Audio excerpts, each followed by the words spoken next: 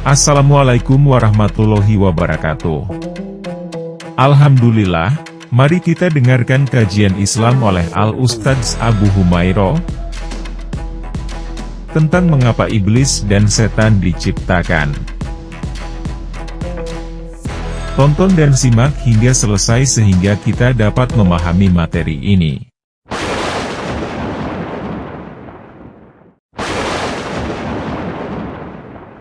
Assalamualaikum warahmatullahi wabarakatuh.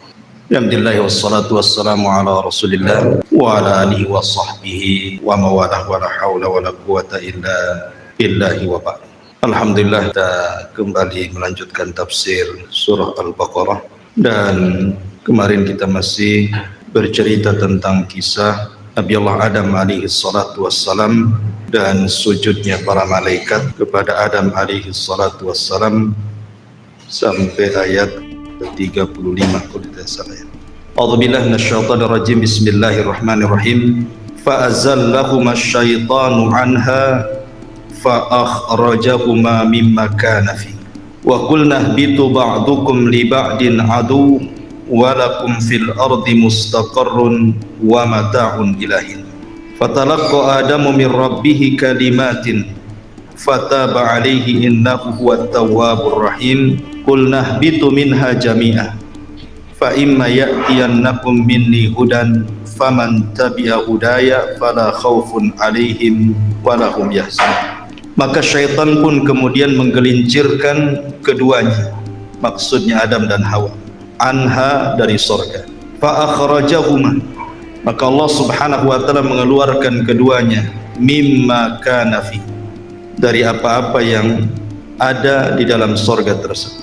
Wa qulna ihbitu, dan kami katakan turunlah kalian, maksudnya Adam, Hawa dan iblis. Ba'dukum li ba'din adu, sebagian kalian akan menjadi musuh bagi yang lainnya.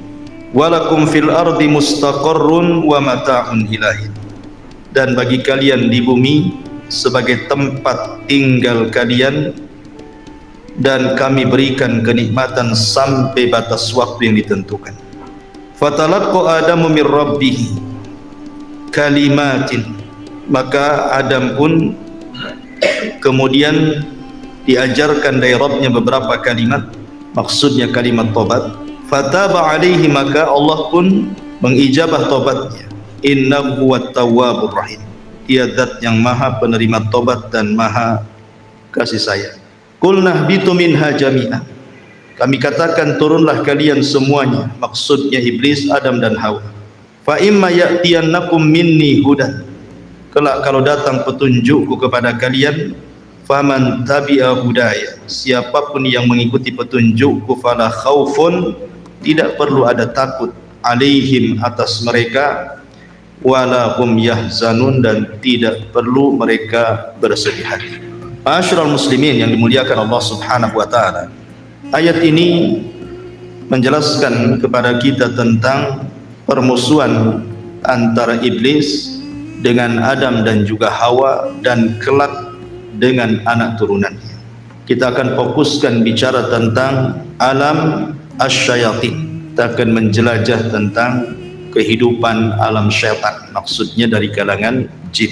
Bagaimana kehidupan syaitan-syaitan jin itu, kemudian apa saja cara mereka menggoda anak Adam, kemudian kenapa Allah Subhanahu wa taala menciptakan iblis dan syaitan, apa hikmahnya, kemudian langkah-langkah mereka, kemudian dari mana mereka diciptakan, bagaimana kehidupan mereka, apakah mereka sama dengan manusia, dan begitu seterusnya. Nanti kita akan ulas tentang seputar kehidupan alam jin dan juga syaitan.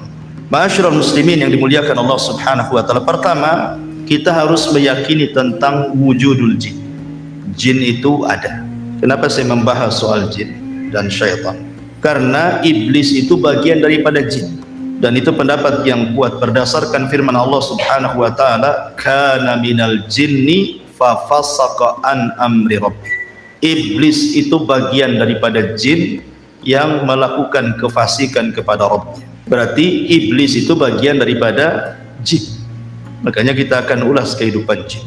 Tentang keberadaan jin, Syekhul Islam Ibn Taimiyah rahimahullahu taala mengatakan, lam yukhalif ahadun min tawaifil muslimin fi wujudil jin wala fi anna Allah arsala Muhammadan sallallahu alaihi wasallam ilaihi wa hadha li anna wujudal jinni tawatarat bihi akhbarul anbiya tawaturan ma'luman bil iddirari wa ma'lumun bil iddirar annahum ahya'un uqala fa'iluna bil iradah bal ma'murun manhiyun.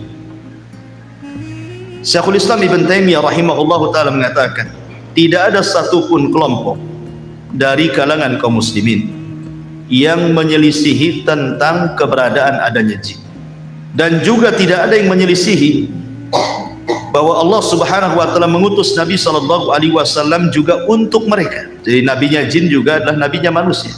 Kemudian beliau mengatakan wahada, dan karena inilah sesungguhnya keberadaan jin itu sesuatu yang sifatnya mutawatir, sudah tersebar, yang dihabarkan para nabi sebelumnya, bukan hanya Nabi sallallahu alaihi wasallam. Para nabi sebelumnya juga menghabarkan tentang keberadaan adanya jin, dan mereka adalah makhluk yang hidup, berakal, mereka melakukan sesuatu karena kehendak, dan mereka diperintah dan juga dilarang. Dari sini menunjukkan bahwa jin itu ada, walaupun tidak bisa kita rasakan keberadaannya. Maksudnya tidak bisa kita lihat, tapi kita bisa rasakan keberadaan mereka. Itu kita bisa rasakan sebagaimana kita bisa merasakan keberadaan para malaikat. Maka jin juga sama, kita bisa merasakan keberadaan mereka. Dari mana kita tahunya? Ketika kita kemudian tergerak untuk melakukan perbuatan jahat, perbuatan maksiat, maka itu tandanya bahwa siapa yang menyuruh perkara-perkara itu was-was daripada syaitan dari kalangan jin.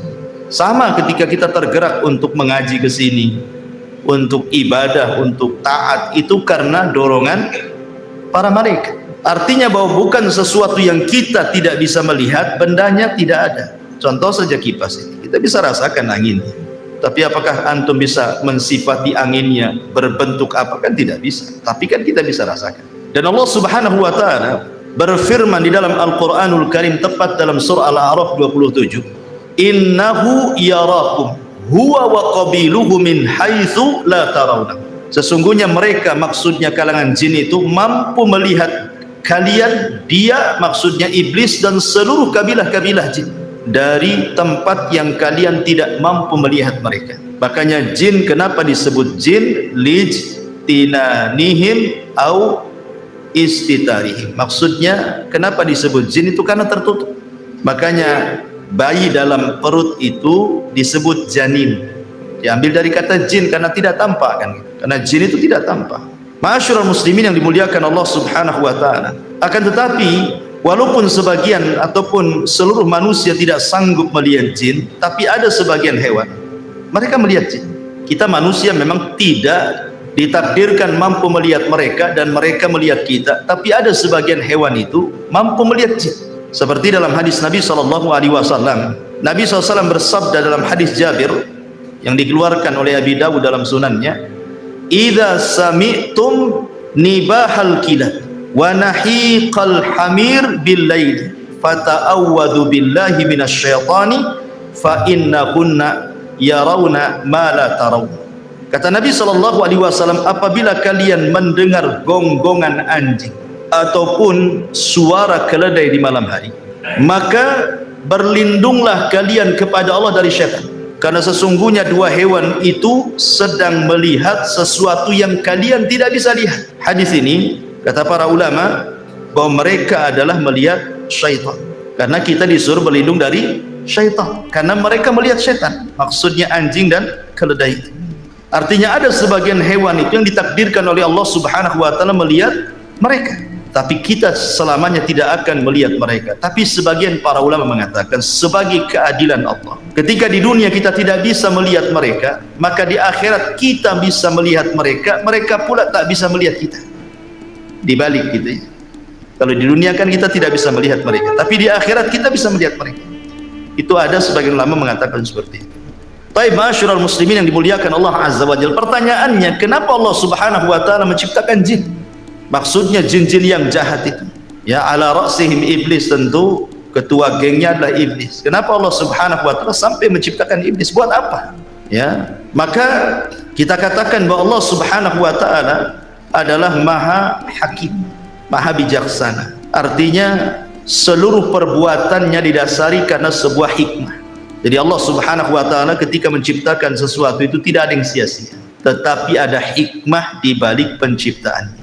Walaupun menurut kita, buat apa Allah menciptakan keburukan, menciptakan iblis? Buat apa? Nyesatin orang saja kan itu. Tapi sekali lagi bahwa Allah Subhanahu wa taala punya hikmah al-balighah yang jelas, yang kita tidak tahu.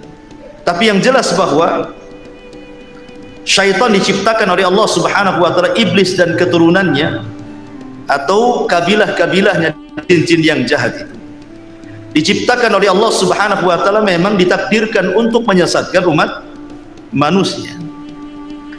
Di antaranya adalah, tapi antum perlu tahu bahwa ketika iblis itu maksiat kepada Allah Subhanahu wa taala, bukan berarti Allah Subhanahu wa taala menciptakan iblis itu kurang ajar, sengaja diciptakan untuk kurang ajar kepada Allah, tidak. Kenapa demikian? Karena iblis itu punya ikhtiar sama dengan manusia. Dia punya kehendak sama dengan manusia, bisa membedakan mana hak mana batil. Tetapi dia malah memilih kesesatan dan meninggalkan petunjuk. Dari mana kita tahu?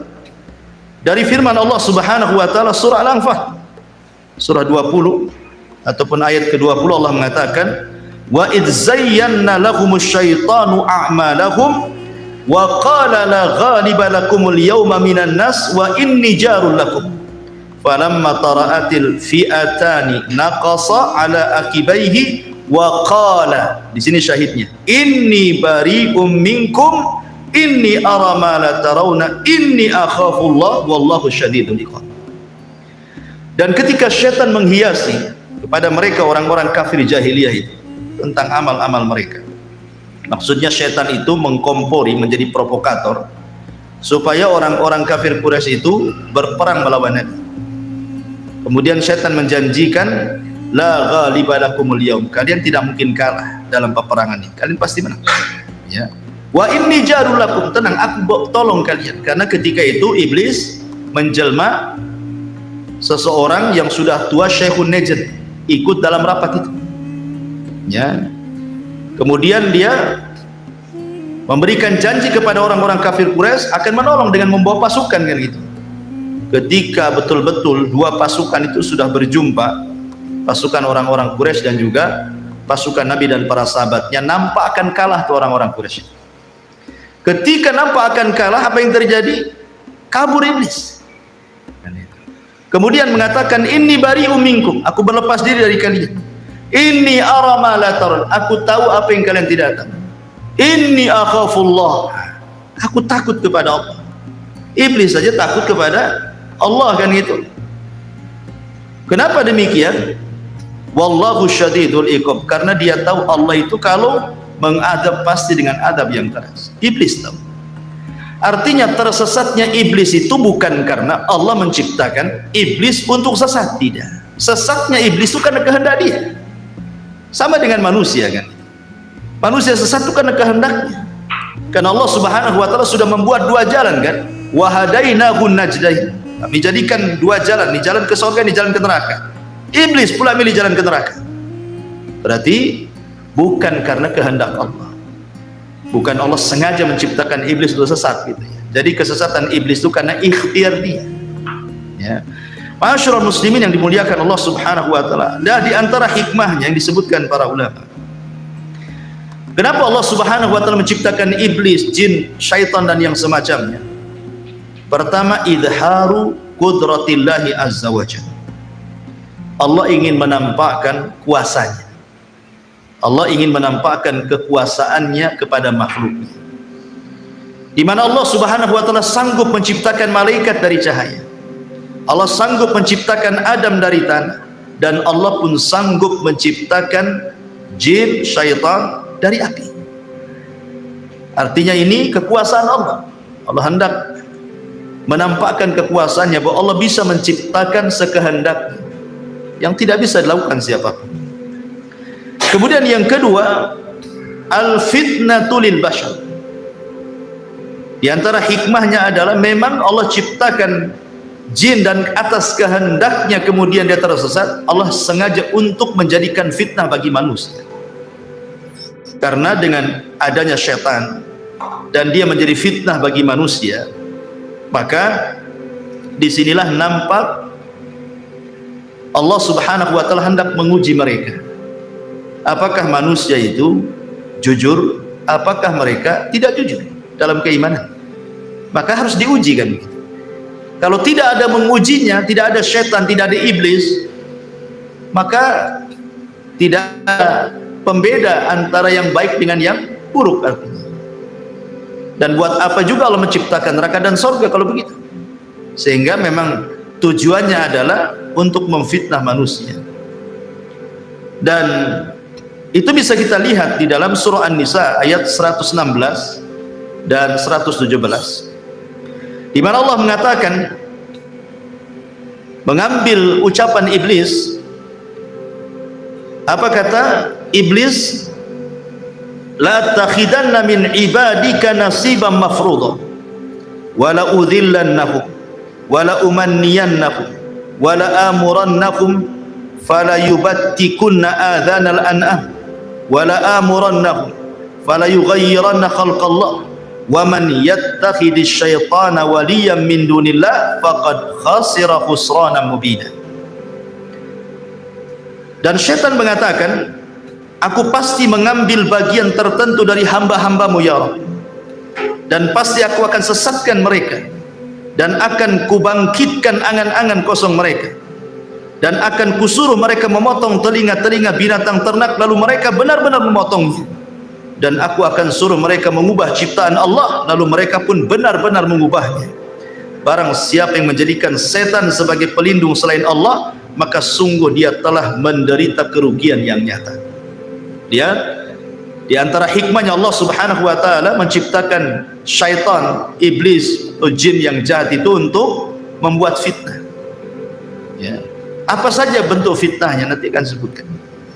Kemudian yang ketiga, tahqiqus sifatil ilahiyah, untuk mewujudkan sifat ketuhanan, di mana di antara nama dan sifat Allah subhanahu wa ta'ala adalah Al-Ghafur. Allah itu zat yang maha pengampun. Karena di antara sifat Allah subhanahu wa ta'ala adalah Al-Ghafur, tentu sifat ini bukan hanya sekedar melekat kepada Allah saja, tapi juga harus ada kenyataan ya. Harus ada yang berbuat salah kemudian bertobat, maka terjadilah sifat Allah atau nama Allah Al-Ghafur, mengampuni. Lah kalau tidak diciptakan syaitan, macam mana manusia akan salah? Ya kan? Manusia tidak akan bersalah kan itu. Tidak ada syaitan, tidak ada yang mengganggunya. Makanya kemudian ini juga salah satu disebutkan para ulama, supaya terciptanya, terwujudnya sifat Allah dan namanya yang disebut dengan Al-Ghafur. Kemudian juga yang keempat, ad-dunya daru ikhtibaril insan, bahwa dunia ini memang tempat ujian bagi manusia. Jadi Allah subhanahu wa ta'ala menciptakan manusia, kemudian menempatkan manusia di bumi, kemudian menjadikan mereka khalifah di bumi. Akhirnya Allah subhanahu wa ta'ala berikan nikmat yang banyak kepada manusia, yang kalau kita hitung nikmatnya itu tidak mungkin kita hitung. Wa in ta'uddu nikmatallahi la tuhsuha. Kalau engkau hendak menghitung nikmat Allah, tidak mungkin kehitung, saking banyaknya kan gitu. Maka karena Allah subhanahu wa ta'ala sudah memberikan banyak nikmat kepada manusia, menyenangkan manusia, memudahkan hidup manusia, maka Allah subhanahu wa ta'ala jadikan dunia ini darul ikhtibar. Allah akan memberikan ujian kepada mereka, siapa yang taat, siapa yang bermaksiat kan itu. Maka karena dunia ini tempat ujian, harus ada yang bermaksiat, harus ada yang taat, harus ada yang berbuat baik, harus ada yang melakukan perbuatan dosa. Lah salah satunya adalah yang menyebabkan manusia itu melakukan keburukan adalah karena was-was daripada syaitan ya. Maka akhirnya kemudian ada yang tergoda syaitan, akhirnya tidak sanggup memegang ujian Allah, bermaksiatlah dia kepada Allah azza wa jalla. Ini juga di antara hikmah. Kemudian juga di antara hikmahnya adalah untuk supaya menjadi pelajaran kepada para malaikat, menjadi pelajaran kepada orang-orang yang beriman, baik dari kalangan para nabi ataupun para pengikut orang-orang yang beriman, bahwa hati-hati jangan melakukan dosa. Sebagaimana kemudian Allah Subhanahu wa taala murka kepada iblis, mengutuknya, mengeluarkan dari surga, mengusirnya lagi, disebabkan apa? Dosa. Karena tidak mau sujud kepada perintah Allah Subhanahu wa taala kan. Ketika Allah mengatakan usjudu li Adam fasajadu illa iblis, gitu ya.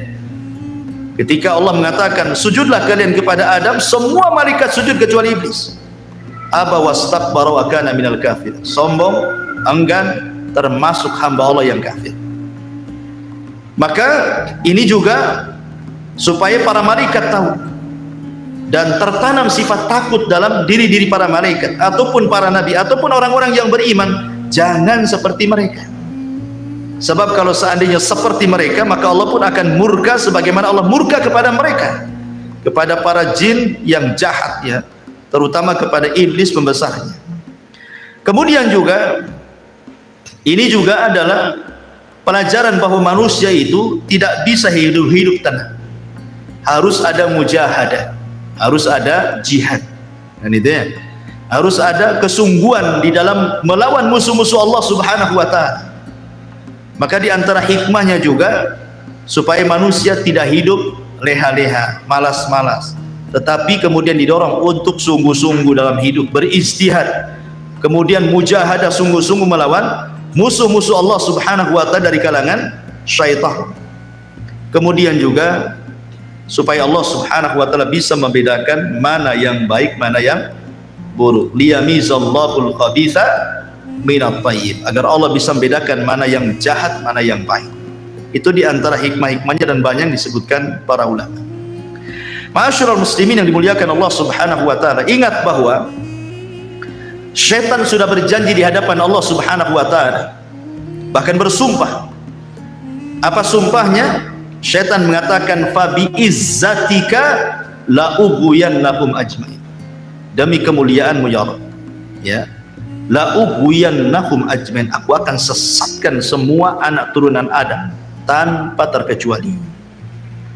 Kemudian di ayat yang lain, bagaimana usaha syaitan ini? La aqudanna lahum siratakal mustaqim, saya akan sesatkan mereka dari jalanmu yang lurus.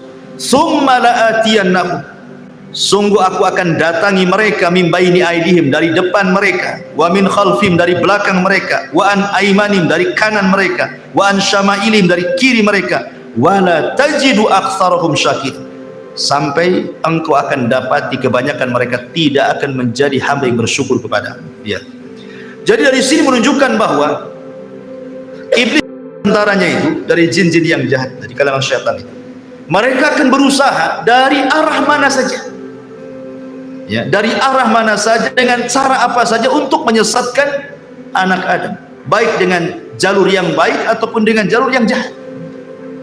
Ulama menyebutkan bahwa di antara langkah syaitan atau khutuwati syaitan itu ada 7, ya, di antara langkah-langkah syaitan itu ada 7. Yang pertama, syaitan itu akan membuat manusia kalau tidak kufur musyrik, disuruh menyekutukan Allah Subhanahu wa taala atau melakukan kekufuran.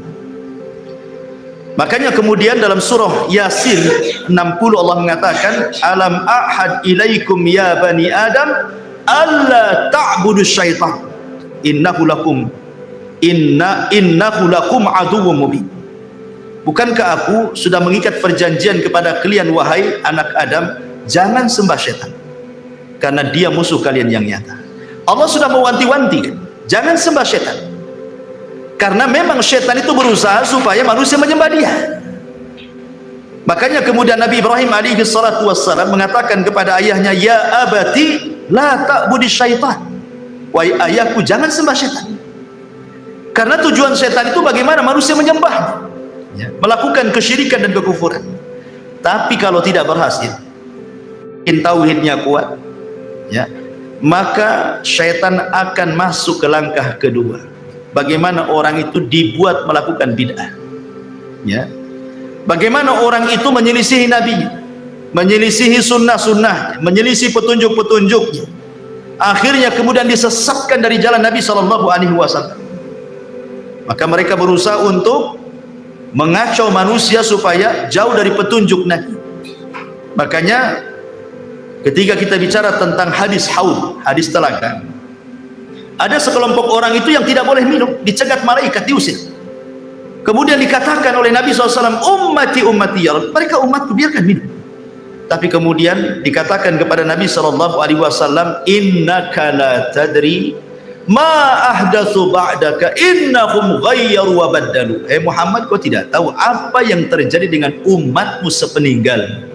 Mereka merubah-rubah syariat, mereka jauh dari petunjukmu, mereka tersesat, ya. Dan itu adalah langkah syaitan. Kalau tidak bisa antum melakukan itu, karena mungkin antum kuat tamasuk dengan sunnah, memegang sunnah Nabi SAW, turun ke tingkatan ketiga, antum dibuat melakukan dosa besar. Antum dibuat melakukan dosa besar. Allah Subhanahu wa taala mengatakan dalam surah Al-Baqarah ayat 268, asy-syaitan ya'idukumul faqra wa ya'murukum bil fahsya. Syaitan akan membisikkan di telinga kalian, jangan sedekah, jangan zakat, jangan infak, nanti kau fakir, ya. Wa ya'murukum bil fahsy. Kemudian syaitan memerintahkan untuk melakukan kekejian, zina, homoseksual, lesbi, mencuri, minum khamar, macam-macam, ya. Maka kalau tidak bisa nih, maka mungkin orang ini kuat ibadahnya, kuat takutnya kepada Allah Subhanahu wa taala, maka turun ke tingkatan keempat. Syaitan akan mengarahkan antum untuk melakukan as-saghair, dosa-dosa kecil, mungkin dosa besar tidak, ya. Anda tidak melakukan zina, tapi Anda melihat aurat perempuan, ya kan? Seperti itu dibuatnya, kemudian orang itu melakukan dosa kecil, ya. Kemudian kalau tidak bisa juga, karena memang Anda ini kokoh akidahnya, kokoh sunnahnya, kokoh ibadahnya, maka setan akan beralih ke nomor 5, lebih rendah lagi. Apa itu? Disibukkan dengan perkara-perkara mubah. Perkara-perkara mubah, ya. Nonton bola itu mubah, tidak ada hukum. Tetapi ketika melalaikan sampai nobar antum, sampai jam berapa nobar? Sampai jam 4. Jam 4 ngantuk pula antum, akhirnya lewatlah subuh. Itu kan dimudahkan seperti itu. Perkara-perkara mubah itu disibukkan dengan perkara-perkara mubah. Untuk apa? Untuk dilalaikan dari zikir, dari ketaatan, dari ibadah. Akhirnya dengan menyibukkan perkara yang mubah, dampaknya adalah lupa kepada ibadah. Ini yang nomor 5. Oh, tidak bisa juga rupanya. Yang nomor 5 ini tak bisa juga nih. Turun lagi itu ke yang ke-6. Apa yang ke-6? Antum disibukkan dengan perkara-perkara yang tidak afdol dan meninggalkan yang afdol. Disibukkan dengan perkara sunnah, tapi melalaikan yang wajib. Antum sibuk sholat malam, bagus sholat malam, bagus sholat malam, ya. Tapi subuhnya antum nguap-nguap, wah. Sholat malamnya khusyuk antum, masya Allah, Al-Baqarah antum baca, ya. Khusyuk sholat malamnya, subuhnya pula kelihap-kelihap nggak jelas. Itu namanya mengambil sesuatu yang mafdul, meninggalkan yang afdol namanya. Yang tidak afdol, yang sunnah antum kerjakan dengan khusyuk, dengan luar biasa, yang jelas-jelas wajib pula akhirnya antum lalaikan, ya. Oh, ini tak bisa juga nih. Yang terakhir nih setan. Kalau sudah tidak bisa ini semuanya, maka setan tidak bekerja sendiri. Setan akan bekerja sama dengan manusia. Ini kan kerjaan setan sendiri. Dia sudah nggak sanggup nih sendirian nih. Ini harus dilawan rame-rame nih. Kerjasamalah setan dengan manusia, ya. Kerjasama dengan dukun-dukun, dengan paranormal, dengan orang-orang jahat, orang-orang zalim, gitu ya. Supaya menyakiti orang dengan lisannya, memukul orang, menyihir orang, dan begitu seterusnya, Ya, itu sudah puncak. Ya. Inilah yang disebut dengan khutuwati syaitan, langkah-langkah syaitan. Makanya Allah mengatakan wala tattabi'u khutuwati syaitan. Janganlah kalian mengikuti langkah-langkah syaitan yang 7 ini. Kenapa? Innahu lakum aduwwum mubin. Karena dia adalah musuhmu yang nyata. Karena syaitan ini cerdas, ikhwan. Terkadang dia masuk ke makanan, ya kan? Masuk ke makanan dia supaya manusia perkara-perkara ibadah susah dimasukkan. Masuk soal makanan. Kita tahu bahwa makanan itulah yang menumbuhkan daging manusia. Yang mempengaruhi manusia itu makanan dan minuman. Maka setan berusaha bagaimana kemudian orang ini memasukkan makanan yang haram, minuman yang haram, entah zatnya haram atau cara mengambilnya dengan cara haram, supaya kalau nanti dia berdoa tidak mustajab lagi doanya.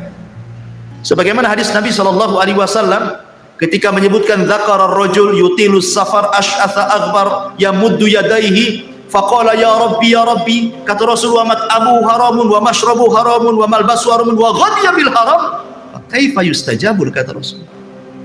Ada orang yang berdoa tinggi-tinggi memelas, ya Rabb, ya Rabb. Dia sudah miskin, dia musafir, dia mengangkat kedua tangannya. Itu 4 perkara yang jelas-jelas mustajab doa. Mustajab doa itu 1, musafir itu mustajab doanya. Ya, makanya kalau ada musafir datang ke rumah antum, tamu dari jauh gitu ya, minta doanya, mustajab itu doanya. Ya. Kemudian yang kedua, fakir, miskin. Orang miskin itu mustajab doanya, karena kalau berdoa ikhlas orang miskin itu. Kemudian mengangkat kedua tangan. Rasul mengatakan innallaha hayyun karim yastahyi idza rafa'a yadayhi yastahyi li'abdin idza rafa'a yadayhi an yaruddahu masifra. Allah itu zat yang maha malu tapi maha pemurah. Allah malu kalau ada hamba yang mengangkat tangan seperti ini berdoa, maksudnya doa masalah bukan doa ibadah, kemudian Allah biarkan kosong tuh tangan. Allah malu. Ya. Kemudian yang keempat, memelas. Ya, karena di antara asbab mustajab doa kata Rasul itu memelas, terus mengeluh, itu salah satu mustajab doa. Artinya orang ini punya 4 syarat harusnya diijabahkan doanya, tapi tidak diijabah juga. Kenapa? Ya kata Rasul, bagaimana akan diijabah? Makanannya, minumannya, ya kan, dari yang haram, pakaiannya dari yang haram, dibesarkan dari benda yang haram. Fa kaifa yustajabul, bagaimana akan dikabulkan? Lah setan masuk dari jalur ini. Ya. Dia berusaha untuk mengacau makanan orang. Ya. Karena tahu bahwa perut ini adalah bagian daripada syahwat.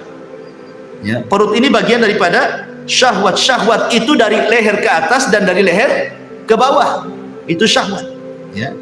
Dari leher ke atas, mata, telinga, otak, ini bisa melakukan syahwat. Memandang yang diharamkan, mendengar yang diharamkan, mengucapkan sesuatu yang diharamkan, berpikir yang jorok yang diharamkan. Dari leher ke bawah ada perut dan kemaluan. Lah itu setan berusaha untuk menghiasi itu semua tuh.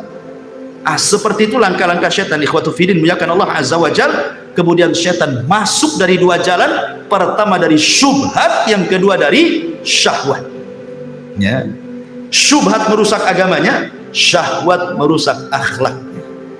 Kalau sudah masuk 2 jalur itu, rusak semuanya manusia. Agamanya rusak, akhlaknya rusak. Apa yang dikehendaki manusia? Ya. Ma'asyiral muslimin yang dimuliakan Allah Subhanahu wa taala. Tetapi ikhwan, ingat, kemampuan setan untuk menguasai manusia itu, setan itu hanya menguasai manusia dari 4 jalan saja. Ingat, setan itu hanya bisa menguasai manusia dari 4 jalan, tidak lebih. Ya. Pertama, at-tazyib, berusaha menghiasi. Yang hak dihiasi jadi batil, yang batil dihiasi jadi hak, yang jahat dihiasi jadi baik, yang baik dihiasi jadi jelek, dan begitu seterusnya. Hanya menghias-hias saja. Yang kedua, at-taswil, dibuat manusia itu diangan-angankan, dibuat angan-angan. Ya. Tulul amal, dibuat angan-angan setinggi langit. Ya, tapi tak punya sayap, mau terbang, hanya angan-angan saja, pengen kaya, ya, pengen ini, pengen itu, pokoknya dibuat angan-angan sama setan. Ya. Kemudian yang ketiga, al-waswas, dibuat was-was. Ya, kehidupannya di was-was, Kemudian yang keempat, an-nazbu, digoda, dirayu. Inilah setan, kemampuan kepada manusia cuman ini saja. Tetapi hebatnya, walaupun dengan 4 ini, betapa banyak, berapa juta manusia disesatkan oleh setan. Ya, ingat, setan itu tidak bisa maksa manusia, enggak. Kamu jangan sholat, tidak bisa. Setan nggak akan bisa memaksa orang. Ya, setan itu tidak mungkin memaksa orang. Setan itu hanya mampu untuk 4 perkara saja. Dia tidak bisa menyakiti orang. Ya, tidak bisa. Jadi menyesatkan Bani Adam itu cuma dari 4 ini saja. Tapi dengan 4 perkara ini, subhanallah, jutaan manusia tersesatkan. Hebatnya setan. Mana dalilnya? Pertama, surah Al-A'raf ayat 200. Allah mengatakan, wa imma yanzaghannaka minasyaitani nazghun fasta'idz billah innahu sami'un alim. Dan jika setan sedang menggodamu, ini pertama menggoda nih. Ya, gimana lah orang menggoda? Kan antum tahu menggoda istri antum kan antum tahu. Ya, istri goda antum pengen uang kan tahulah, paham. Itulah arti menggoda. Ya. Lah setan tuh goda kita juga gitu. Maksiat, jangan tidur, maksiat sana. Kan digoda-goda kan? Ya. Enak loh maksiat itu. Ya. Masyarul muslimin yang dimuliakan Allah Azza wa Jalla. Kemudian Allah mengatakan, jika setan datang menggodamu, maka berlindunglah kepada Allah, sungguh Dia Maha mendengar lagi Maha mengetahui. Ini yang pertama. Yang kedua, Allah mengatakan dalam surah Al-Anfal ayat 48. Allah mengatakan, wa id zayyana lahumus syaitan. Ingatlah ketika setan menjadikan terasa indah bagi mereka perbuatan dosa. Jadi tugas setan mengindah-indahkan saja. Ya kan? Mengindah-indahkan bagaimana perkara dosa itu jadi baik gitu. Perkara jahat itu seolah-olah taat, perkara buruk itu seolah-olah indah gitu. Ya. Ini yang kedua. Yang ketiga disebutkan dalam surah An-Nas ayat 5. Antum hafal semua, alladzi waswisu fi sudurin nas.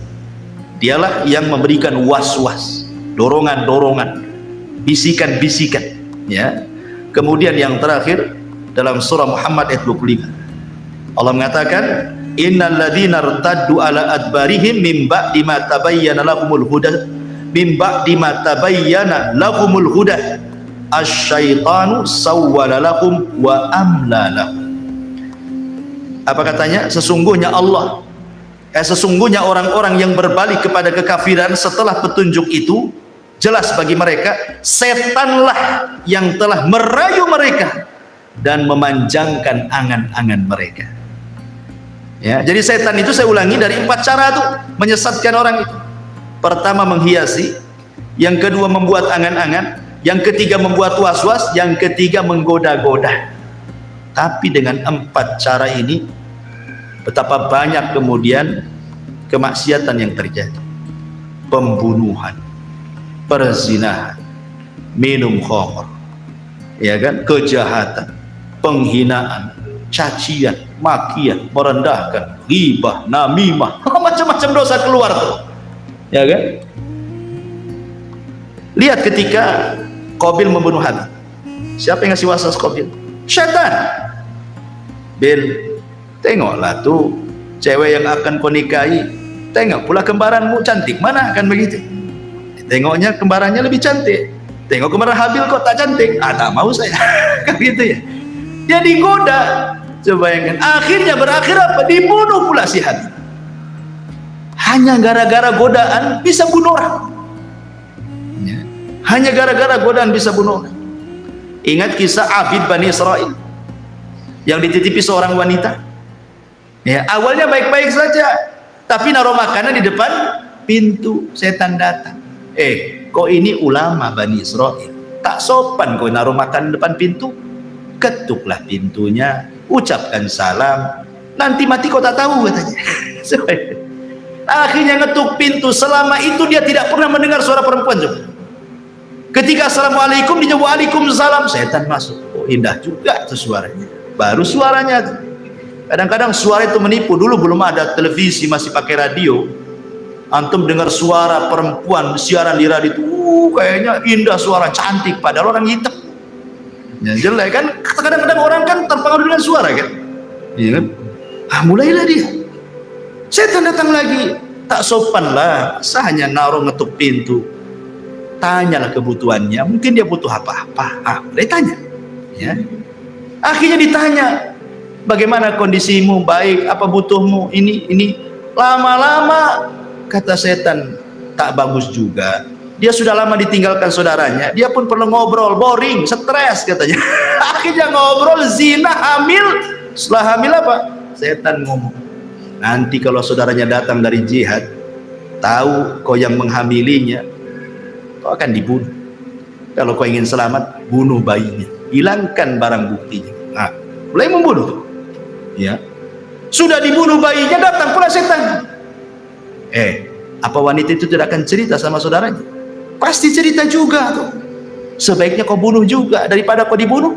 Dibunuh semuanya, habis sebenarnya. Sampai di sini tidak juga. Akhirnya saudaranya datang dari jihad, nanya adiknya. Kata setan, berdusta saja. Ya, bilang saja pergi, entah kemana.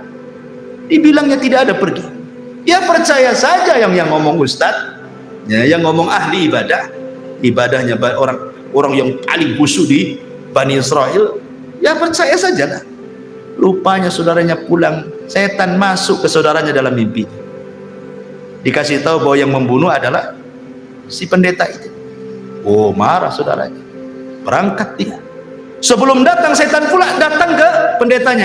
Itu saudaranya sudah datang bawa pedang tuh. Membunuh kamu. Kau ingin selamat? Gampang, sujud sama aku katanya. Sujud dia. Datang saudara ditebas kepalanya. Lagi sujud sama setan, mati dia. Subhanallah. Tuh, bayangkan kan, khutuwatus syaitan. Ya, macam-macam dosa dilakukan dia sampai ke tingkat kufur menyembah setan. Begitulah setan menggoda anak Adam, ma'asyiral muslimin yang dimuliakan Allah Azza wa Jalla. Dari sini kita harus mengenal. Setelah kita tahu langkah-langkahnya, maka kita harus tahu juga waktu-waktu setan. Kemudian tempat-tempat setan. Harus mengenal bagaimana setan bermuamalah dengan manusia. Kita harus kenal supaya kita bisa menjauhinya. Adapun waktu-waktu setan, pernah saya jelaskan bahwa waktu setan itu ada 3. Pertama, mendekati waktu maghrib. Nabi SAW bersabda dalam sebuah hadis bahwa apabila datang menjelang maghrib, istajnahal lailu, au kana janhul laili fakuffu sibyanakum fa inna syaitan tantashiru hina idin. Kata Rasul, apabila mendekati waktu maghrib, ya, menjelang terbenamnya matahari, kata Nabi SAW, tahan anak-anak kalian, jangan main di luar rumah, masukkan ke rumah, kunci jendela, kunci pintu. Itu setan lagi menyebar di mana-mana. Ya, setan lagi banyak di mana-mana. Kenapa? Dikhawatirkan setan akan masuk ke anak-anak kita. Ya, bisa saja kemudian kesurupan dan begitu seterusnya kan itu. Makanya waktu ini jangan sampai kemudian mengeluarkan anak-anaknya. Ini namanya waktu setan. Ini satu. Yang kedua, waktu setan itu ba'da isya sampai sepertiga malam, panjang waktunya. Ba'da isya sampai sepertiga malam akhir. Ini waktu setan. Makanya Nabi SAW yakrahun nauma qablaha wal hadith ba'daha. Rasul memakruhkan tidur setelah maghrib. Nggak boleh tidur setelah maghrib itu karena ke isya cepat. Ya, nanti bablas maghribnya kan, isyanya ya. Kemudian Rasul memakruhkan bicara setelah isya, kecuali ada manfaatnya, entah manfaat dunia atau manfaat akhirat seperti ngaji seperti ini. Tapi kalau tidak ada manfaat dunia dan akhirat, apa sih manfaatnya? Hanya ngobrol nongkrong gitu, tidak jelas gitu ya. Maka setan akan talau bermain-main tuh dengan orang. Dibuatnya orang kuliner malam-malam, berangkat jam 8, pulang jam 12, sampai jam 12 tidak langsung tidur juga, baru tidur ketika malaikat turun pula pun tidur. Kan di sepertiga malam akhir. Jadi orang itu dilalaikan jangan sampai bangun di sepertiga malam akhir, dan kalau bisa jangan sampai subuh bangun. Itu waktu setan. Ya. Makanya kenapa setan itu di malam hari dia sengaja bawa 3 ikatan. Kemudian datang kepada setiap orang yang tidur, diikat tengkunya 3 kali ikatan. Diikat sama setan tengku kita ini. Kemudian kalau sudah dekat-dekat subuh, maka setan akan membisikkan di telinganya, nim naumatan tawilah, tidur, tidur, malam masih panjang. Padahal udah mau subuh tuh. Itu lagunya tuh. Tidur, tidur, malam masih panjang katanya kan. Coba bayangkan, ya senang aja dia tidur kan.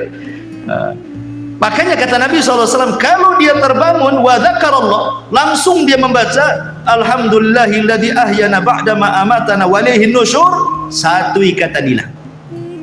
Kalau dia berwudu, 2 ikatan hilang. Kalau dia sholat, hilanglah semua ikatan, sehingga dia menjadi jiwanya baik dan menjadi nasyid, rajin.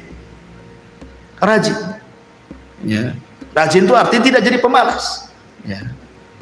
Ini yang kedua. Yang ketiga, waktu syaitan itu menjelang zuhur, kubalai zuhur, ya sekitar jam 11, setengah 11 sampai jam 12 lah gitu ya. Itu namanya waktu syaitan. Dari situlah Nabi SAW mengatakan apa? Kilu fa inna syaitana la yakin. Tidurlah siang karena setan tidak pernah tidur siang. Ya, ya bukan tidur betulan, tidur ya mungkin 10 menit jadilah, walaupun ya sleep chicken. Tidur biasa saja walaupun tak nyenyak gitu.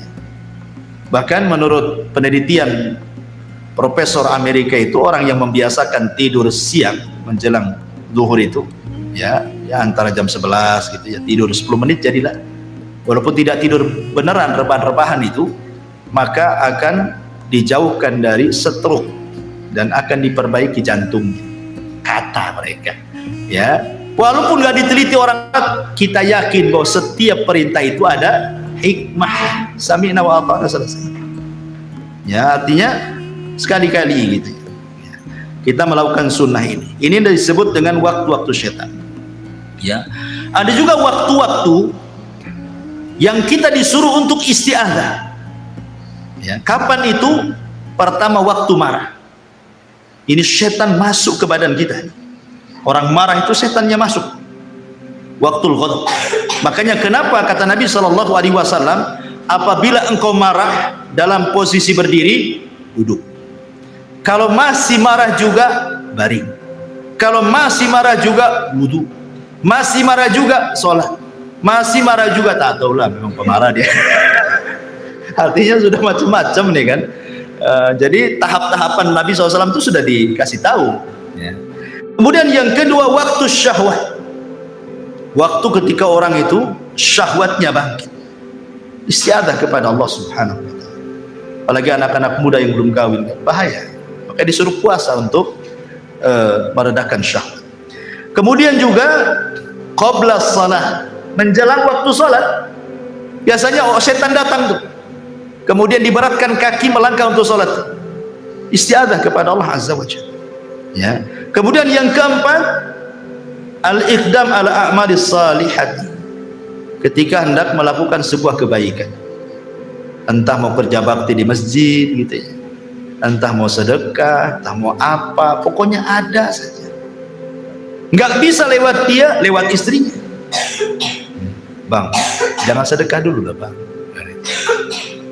Kenapa deh? Ambillah motor dulu. Kan gitu. Jadi nggak bisa lewat dia, lewat istrinya kan itu. Jadi dia, setan itu berusaha. Makanya waktu-waktu seperti ini istiadah, termasuk indan naum, menjelang tidur. Makanya Nabi SAW meruqyah dirinya dengan membaca 3 qul, kemudian mengoles-ngoles badannya, mengusap dari atas kepala sampai kaki. Untuk apa? Supaya jangan diganggu syaitan. Makanya Rasul itu memberikan irsyad kepada kita berwudu, ya kan, sebelum tidur, kemudian membaca 3 qul 3 kali, diusapkan semua badan, ya. Kemudian kalau kita ingin bertasbih, tasbih 33 kali, tahmid 33 kali, takbir 34 kali kan gitu ya. Baca ayat kursi. Nah, Maka orang yang sebelum tidur seperti ini, ikhwan, saat tidur itu malaikat akan ada di samping kiri kanan kita.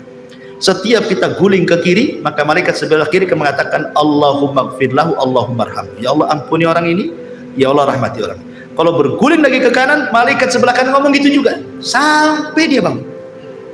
Coba bayangkan, seandainya Allah takdirkan dia meninggal dalam posisi dia sedang didoakan malaikat, ya kan? Tapi kalau nggak berdoa ya samping kirinya setan lah. Apalagi dibuat mimpi-mimpi buruk lagi mimpinya itu, jatuh dari atas ranjang. Baik. Masyaallah muslimin yang dimuliakan Allah Azza wa Jalla. Ini juga diantara waktu-waktu kita disuruh untuk isti'adzah ya. Kemudian bagaimana syaitan itu masuk dalam kehidupan manusia? Kita tahu bahwa Allah Subhanahu wa taala berfirman dalam surah Al-Fatihah, Alhamdulillahi Rabbil Alamin. Segala puja dan puji hanya milik Allah, Rabb semesta alam. Allah menciptakan alam itu, ada alam malaikat, ada alam jin, ada alam manusia, ada alam binatang, ada alam tumbuh-tumbuhan, ada alam yang tidak diketahui manusia. Yang tampak itu sedikit, yang tidak tampak itu banyak. Ya. Wa yakhluqu ma la ta'lamun. Allah menciptakan yang kalian tidak tahu. Ada alam-alam yang kita tidak tahu. Ya. Intinya bahwa di antara dua makhluk yang berakal yang Allah ciptakan yang ada hubung kait dengan manusia, pertama malaikat. Malaikat sejak sujud kepada Adam, sejak itulah ada hubung kait antara malaikat dengan Adam dan dengan seluruh anak keturunannya. Malaikat akan senantiasa bersama manusia. Ya. Sejak janinnya, dia yang meniupkan ruhnya, dia yang mencatat takdirnya, ya kan? Kemudian lahir dengan selamat. Nah, kemudian setelah lahir ke dunia, maka malaikat akan menjaga dia. Wa inna alaikum lahafidin. Sungguhnya Allah utus kepada kalian malaikat-malaikat penjaga. Kemudian setelah balik mukallaf, malaikat catat raqib dan atid amalan baik kita, kan itu. Dan begitu seterusnya, ada malaikat terbang ke sana kemari mencari majelis ilmu, majelis zikir. Ada malaikat tiap Jumat berdiri di pintu masjid mencatat orang yang pertama bagikan korban unta, kedua bagikan korban sapi, ketiga bagikan korban kambing, keempat bagikan korban ayam, kelima bagikan korban telur ayam. Habis telur ayam, tak ada, tak mungkin tai ayam, kan itu. Artinya bahwa sudah malaikat ada yang berdiri di pintu masjid setiap Jumat. Jadi malaikat itu memang ada hubung kait dengan kita semuanya. Sampai ketika mati malaikat juga yang mencabut ruh kita. Ketika kita di alam kubur, malaikat juga yang tanya kita, raqib dan atid. Dan begitu sampai masuk ke dalam sorga, yang bukakan pintu sorga juga malaikat Ridwan. Dan begitu seterusnya. Malaikat nggak akan lepas dari manusia. Sejak hidup sampai mati, sampai masuk sorga atau masuk neraka. Jin juga sama. Jin akan masuk dalam kehidupan manusia. Ya, apa saja tadakhulnya setan kepada kehidupan Bani Adam.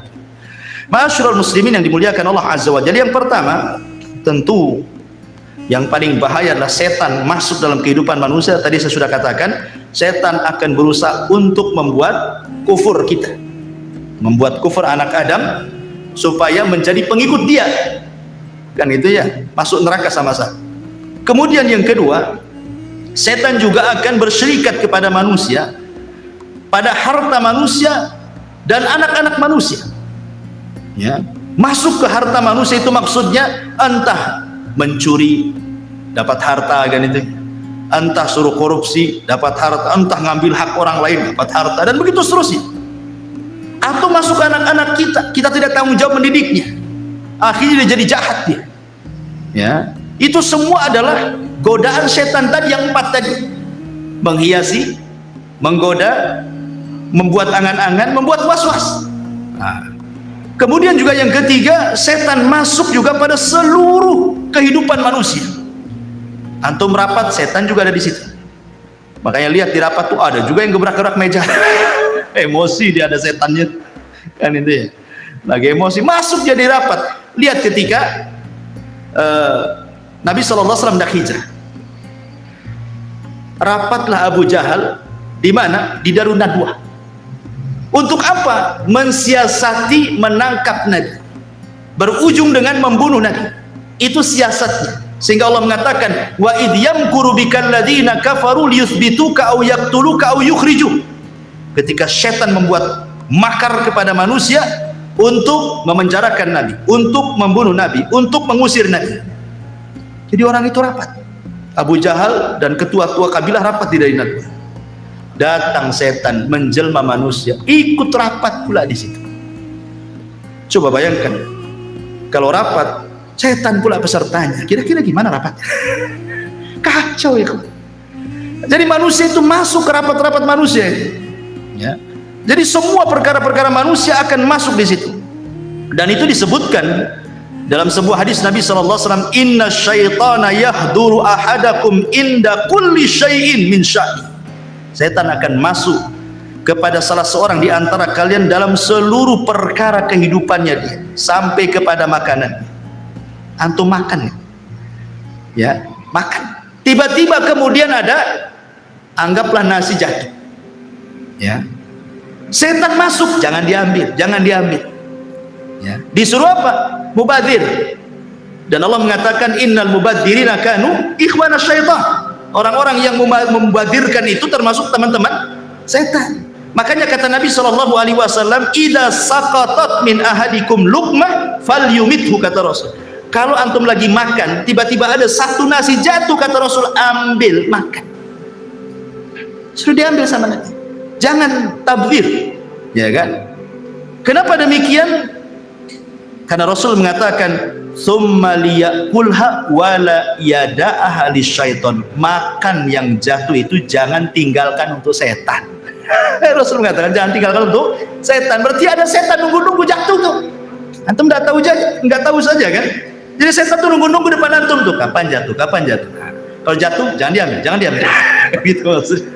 Kalau diambil, setan kelaparan dia, nggak makan. Tapi kalau antum yang masuk lebih sedikit daripada yang keluar, senanglah setan. Ya. Jadi jangan tabdir, mubadzir. Apa banyak sekarang, na'udzubillah, kita lindung kepada Allah. Terkadang kita sendiri mengalami di rumah-rumah kita. Kadang istri kita masak ini baru lebih. Terkadang yang dibuang ke tong sampah hampir tiap hari. Ya kan? Ya, ngaku saja. Ya, karena saya juga terkadang seperti itu. Kadang-kadang saya nasihati istri saya. Jangan banyak masak-masak. Kalau masak cukup, ya ibaratnya lebih baik kurang daripada berlebih, kan gitu. Kecuali masak banyak untuk tetangga nggak apa-apa. Ya. Kalau untuk dimakan kemudian sampai sayur dibuang karena basi, nggak kemakan, nasi dibuang hampir tiap hari, ya Allah kan. Ini sama aja tuh berkawan dengan setan namanya, ngasih makan setan kan. Ya, jadi ini juga sampai masuk kepada perkara-perkara seperti ini. Kemudian faida faragha falyul'iqhu asabi'ahu. Kalau selesai makan tidak cukup sampai di situ, kata Rasul, jilati jari-jari kalian. Sampai Rasul nyuruh jilat-jilat. Namanya kalau habis makan kan banyak tuh makanan di tangan itu. Ini udah habis makan belum dijilat, masuk kobokan. Nah, itu tuh setan di kobokan. Itu ya, kawan. Ya, kenapa? Alasannya fa innahu la yadri fi ta'amihi yakunu barakah. Kata Rasul, karena kalian tidak tahu di mana berkah makanan itu. Apakah yang dimakan tadi, ataukah yang di tangan, ataukah yang jatuh. Ya. Ma'asyiral muslimin yang dimuliakan Allah Subhanahu wa taala, termasuk juga setan itu masuk pada pintu-pintu rumah Bani Adam. Jadi setiap hari setan itu jumlahnya banyak. Usia mereka lebih panjang dibandingkan usia manusia. Ya, tapi tidak ada yang kekal. Semua setan juga mati, kecuali iblis saja yang kekal. Itu pun matinya nanti setelah tiupan sangkakala kan itu. Jadi setiap hari itu di rumah kita ini, di depan rumah kita ini, di depan pintu-pintu rumah kita itu setan sudah berjajar tuh. Semua rumah kaum muslimin. Rumah saya, rumah antum, rumah siapa saja. Ya, setan itu udah nunggu di depan rumah. Apa yang dilakukan setan? Idza dakhala ar-rajulu baitahu. Kalau seseorang masuk ke rumahnya, fadzakarallaha, dia pun mengingat Allah. Inda dukhulihi, maksudnya baca basmalah ketika masuk, kemudian ucapkan salam. Ya, apa kata Nabi SAW? Wa inda ta'amihi, dan juga mengingat Allah saat makan, menyebut bismillah. Jadi ketika masuk baca bismillah, kemudian ucapkan salam, kemudian ketika makan baca bismillah. Maka setan tuh yang nunggu di rumah, di depan rumah itu akan mengatakan kepada kawan-kawan di belakangnya, la mabita lakum wala asya. Pergi kita. Kayaknya kita tidak ada kamar nih di kamar ini. Di rumah ini tidak ada kamar dan tidak ada makan di rumah ini, kita pergi. Ya. Tetapi kata Nabi SAW, wa idza dakhala falam yadhkurillaha inda dukhulihi qala syaitan adraktumul mabit wa idza lam yadhkurillah inda ta'amihi qala adraktumul mabita wal asya. Rawahu Muslim. Tapi kalau orang itu masuk, ya, dan tidak mengingat nama Allah, main belusuk saja masuk ke rumah, tidak baca basmalah, ya tidak salam, ya, main masuk saja. Ketika antum makan baca basmalah, ketika masuk tak baca basmalah, maka setan akan mengatakan apa? Nggak apa-apa, nggak ada makan, tapi hari ini kita bisa tidur di rumah ini, gitu. Ada hotel bintang 3 di sini, kita tidur sini. Tapi kata Rasul, kalau dua-duanya nggak baca basmalah, masuk tak baca basmalah, makan pun tak baca basmalah, apa kata setan? Adraktumul mabita wal asya. Maka setan akan berteriak ke kawan-kawannya, sini semua, kita nginep di rumah ini, ada makan malam kita di sini, katanya. Subhanallah. Ya, bagaimana setan masuk loh ke rumah kita setiap hari. Ya. Ini kemudian juga contoh yang lainnya. Ya. Setan juga berusaha untuk masuk pada hubungan suami istri. Apa kata Nabi SAW? Lau anna ahadakum idza ata ahlaha qala faqudiya bainahuma waladun lam yadurhu syaitan. Kalau seandainya salah seorang di antara kalian mendatangi keluarganya melakukan hubungan, dan sebelum anda melakukan hubungan anda mengatakan bismillah, ya Allah jauhkan kami dari syaitan dan jauhkan syaitan dari apa yang kau akan rizkikan kepada kami, kemudian kita melakukan hubungan suami istri, maka setan tidak akan memadaratkan kita di sini. Artinya mafhum mukhalafahnya, kalau seandainya kita tidak baca ini, tidak ta'awud, tidak baca basmalah, berarti ya setan ikut terlibat di situlah maksudnya. Ya.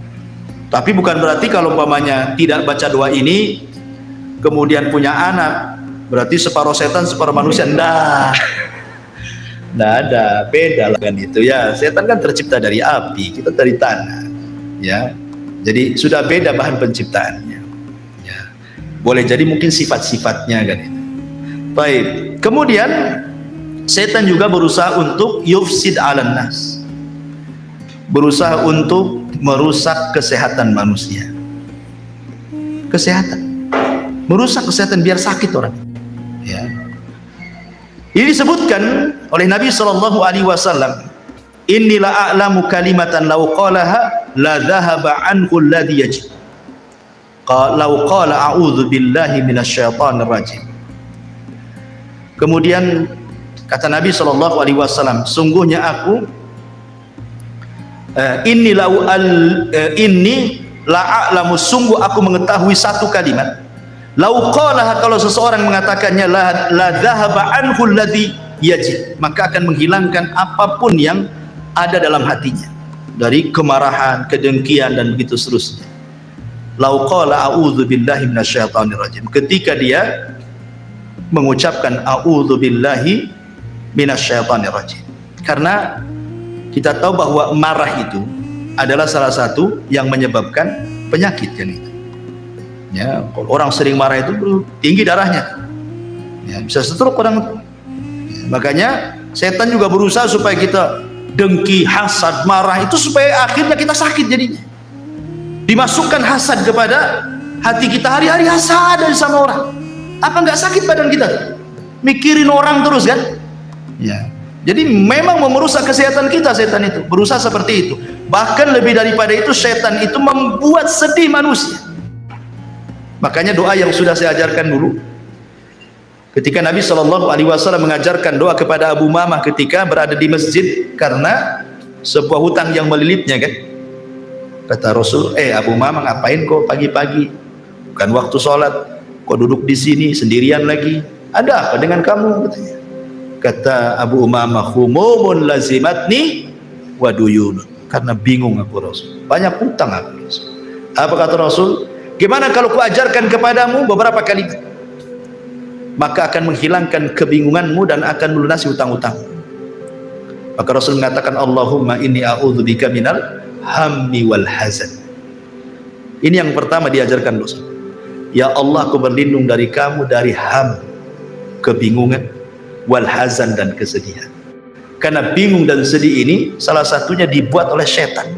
Dibuat oleh orang itu bingung sama setan, dibuat orang itu sedih sama setan. Ya, jadi setan itu masuk dalam kebingungan. Makanya kita berlindung kepada Allah dari dua perkara ini. Ya.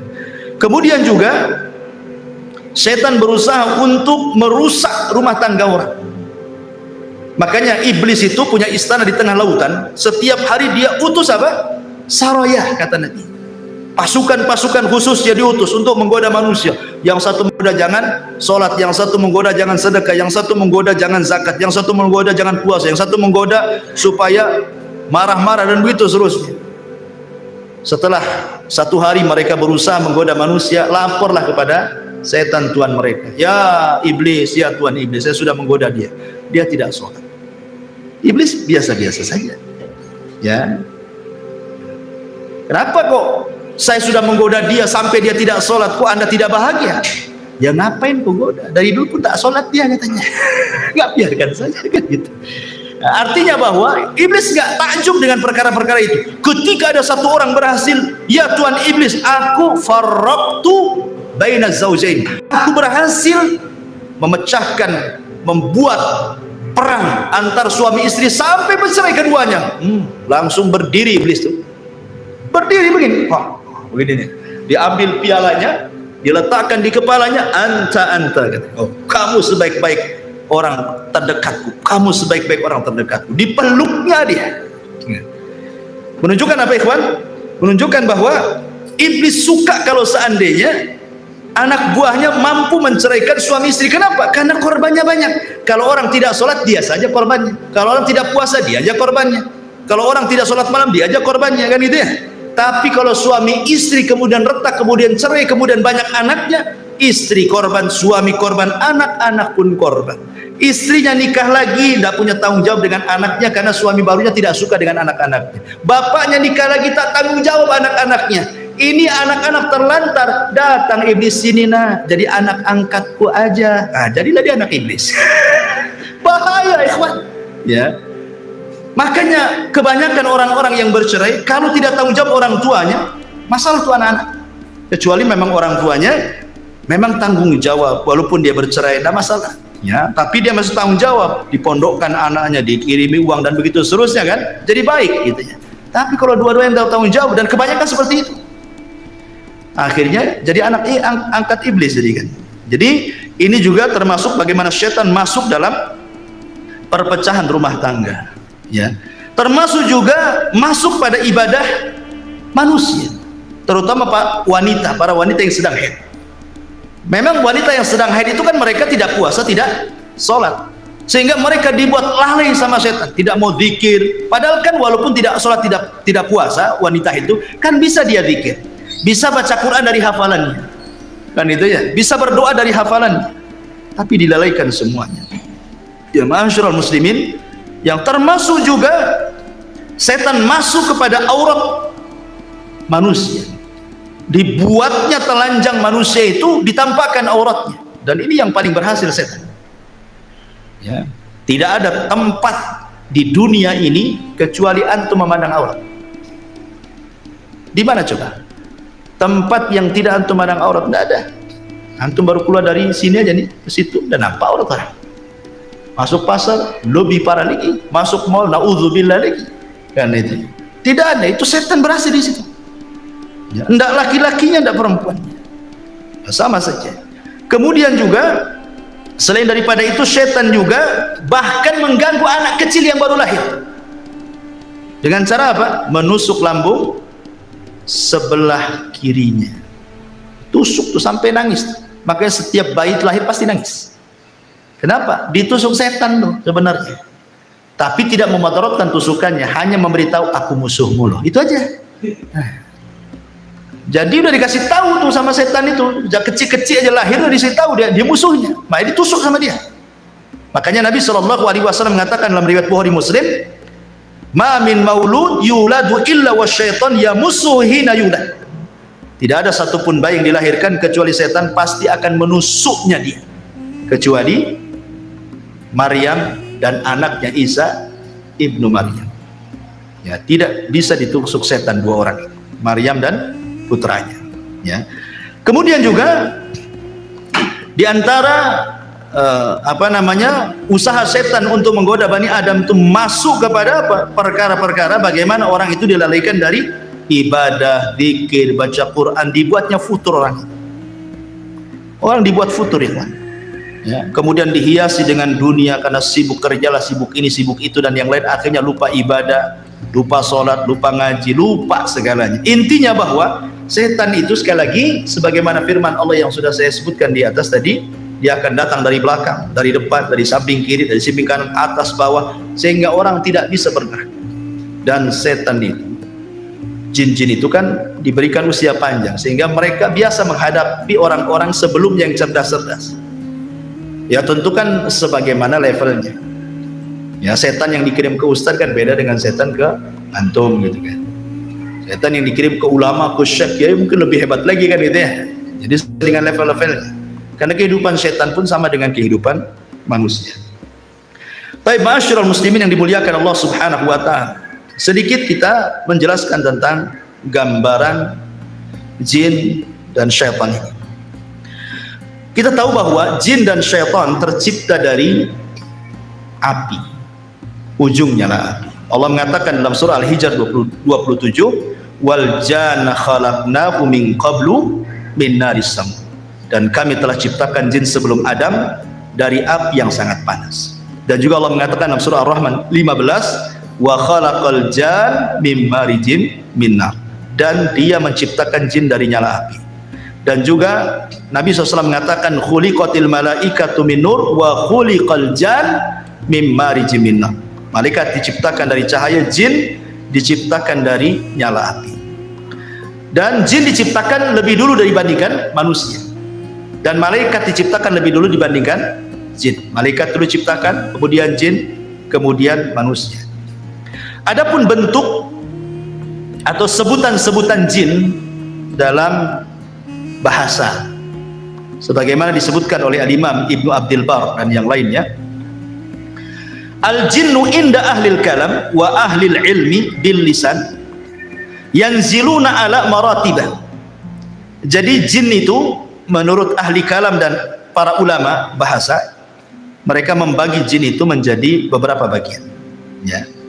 Faida zakaru al-wahida minal jin khalisan kanu jinni. Fa in aradu annahu mimman yaskunu ma'an nas qalu amir wal jam'u ummah. Wa in kana mimman ya'ridu lisibyan qalu arwah. Fa in khabutha wa ta'arrama fahuwa syaitan. Fa in zada ala dhalik fahuwa marid. Fa in zada ala dhalik wa qawi amruhu qalu ifrit. Jadi jin itu kalau jin murni maka disebut jin. Memang jin murni dia. Ya. Dia tidak macam-macam. Ya, dia tidak ganggu. Ya, jin muslim lah gitu ya. Enggak ganggu dia. Ya jin-jin gitu saja. Ya. Kemudian yang kedua, kalau yang tinggal bersama manusia yang di rumah-rumah antum tuh, setiap rumah ada jin. Ya, maka disebut amir atau jamannya ammar atau ummar. Ya. Kemudian yang ketiga, jin yang mengganggu anak kecil. Itu disebut arwah. Kan ada anak kecil itu bi, kok ada apa ya di situ? Nah, ya, anak-anak kecil kan kadang-kadang ngomong begitu kan. Itu bukan punya indera keenam, bukan indigo, bukan orang sakti itu. Kan ada tuh orang dibilang anak saya sakti karena melihat setan, melihat jin itu. Bukan indigo, itu orang kena kerasukan jin gitu.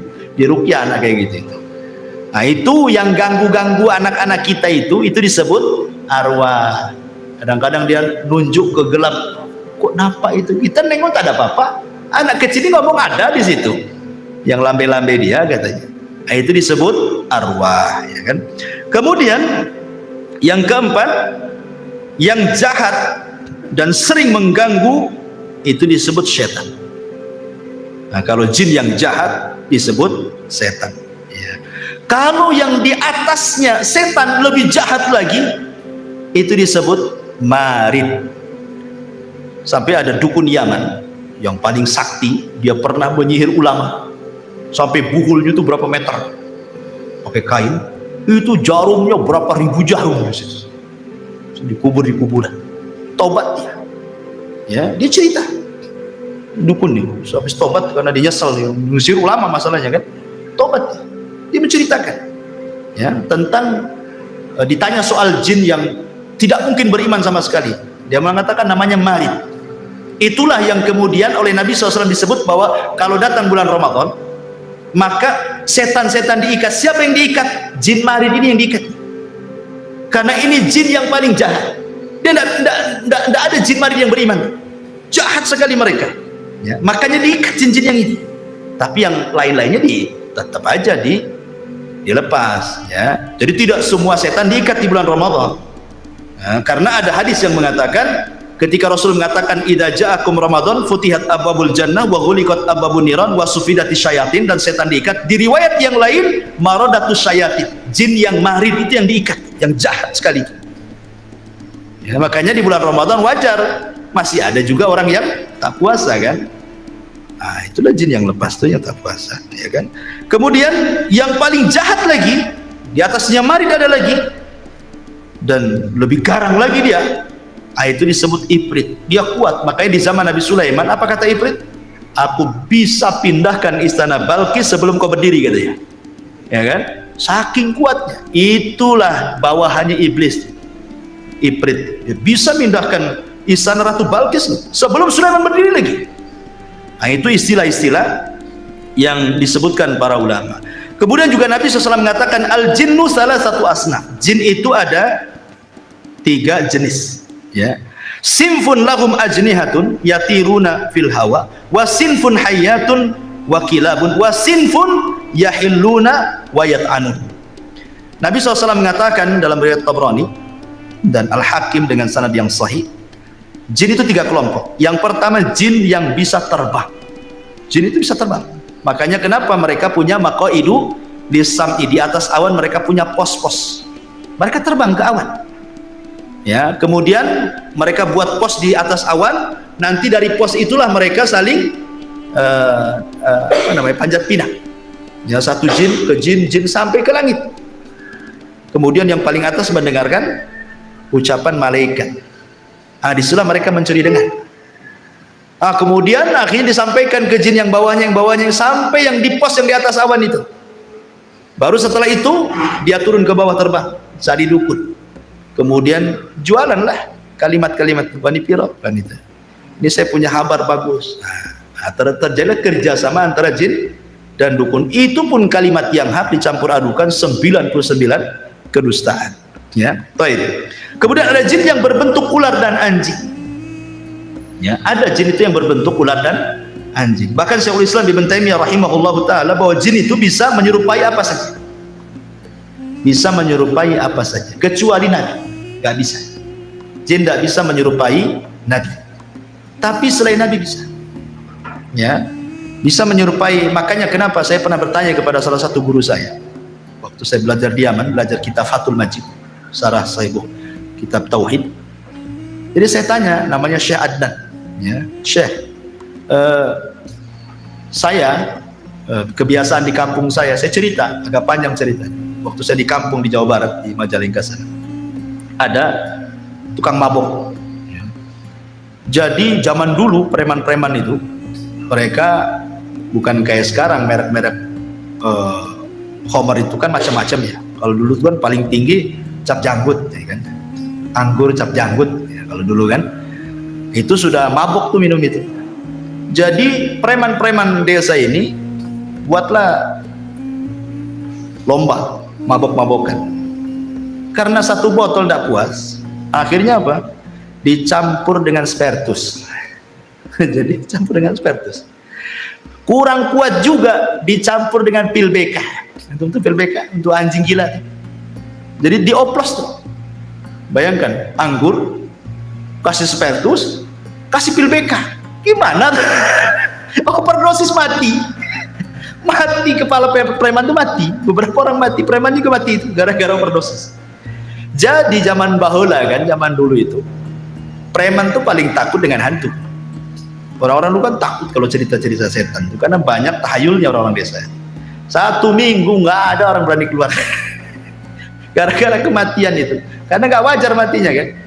Akhirnya banyaklah tahayul orang-orang desa. Oh, katanya aku melihat preman itu sedang duduk di jembatan katanya.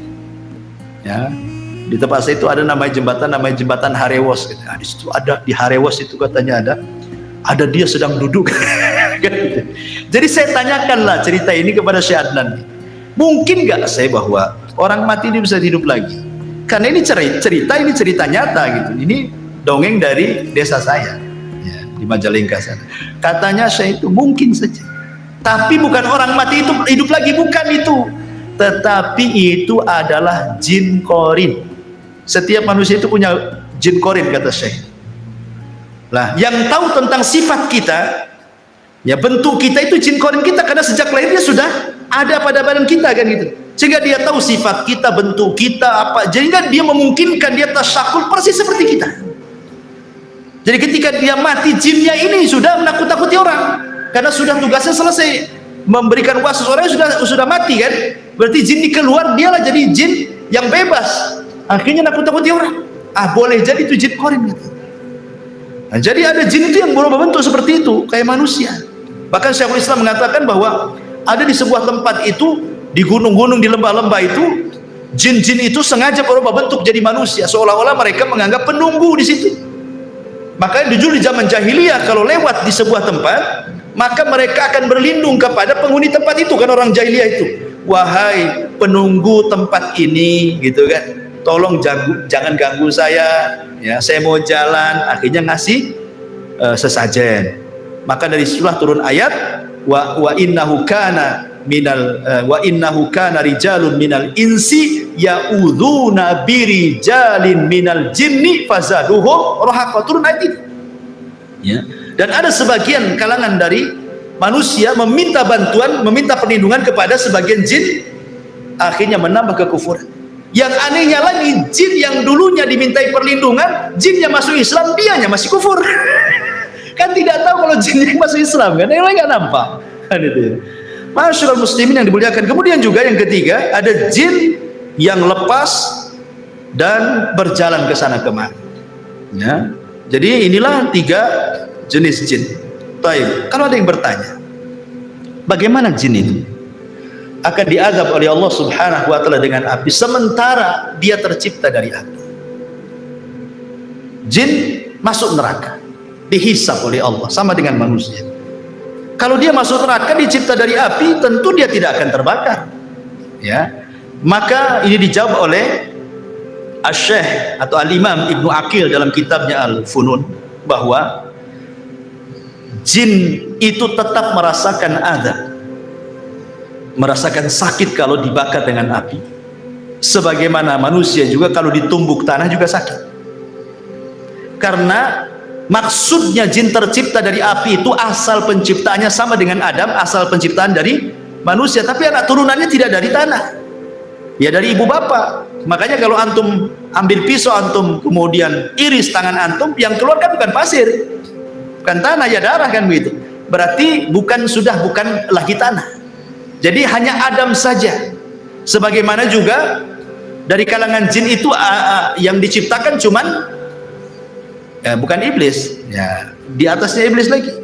Ya apa, Sumiyah itu siapa namanya, kata Imam Nukatsir dalam Bidawaniyah. Ya iblis ini kan ceritanya panjang. Dalam cerita Israiliyat disebutkan, ini cerita Israiliyat, tidak ada Quran, tidak ada di dalam sunnah.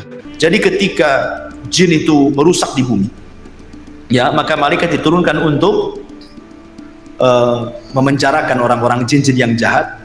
Kalau tidak mau tobat, mereka akan dibunuh, dipenjarakan, dibuang.